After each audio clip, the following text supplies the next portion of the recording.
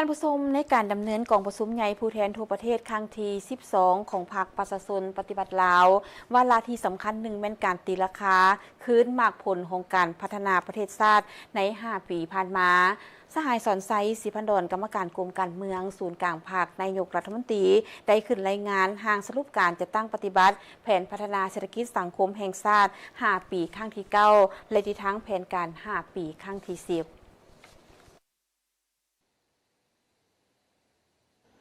ในวาระการดำเนินกองประชุมใหญ่ผู้แทนทั่วประเทศครั้งที่12ของพรรคประชาชนปฏิบัติลาวสหายสอนไซศิพันดรกรรมการกรมการเมืองศูนย์กลางพรรคนายกรัฐมนตรีแห่งสาธารณรัฐประชาธิปไตยประชาชนลาว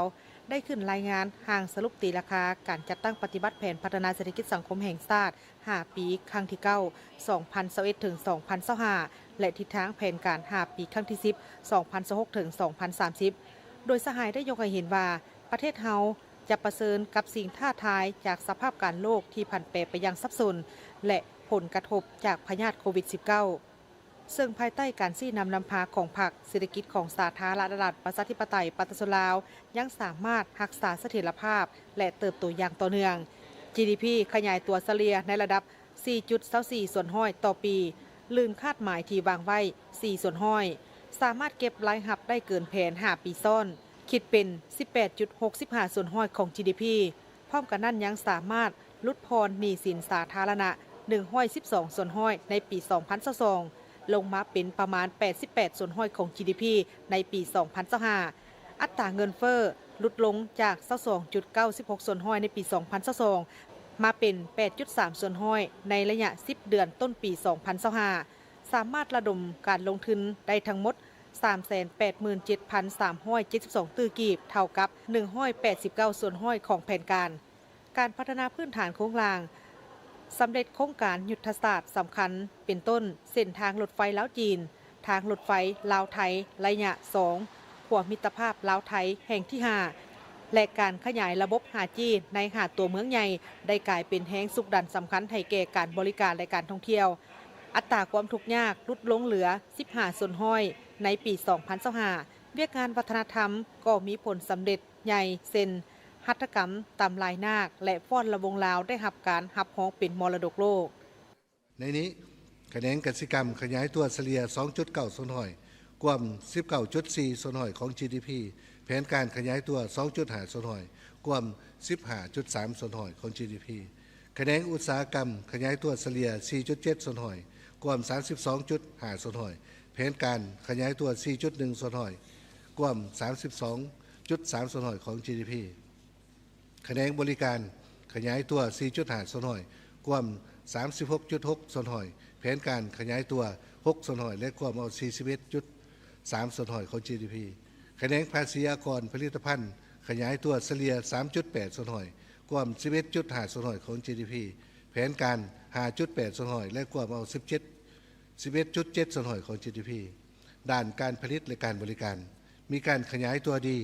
พ้นเด่นแม่นการผลิตข้าวปฏิบัติได้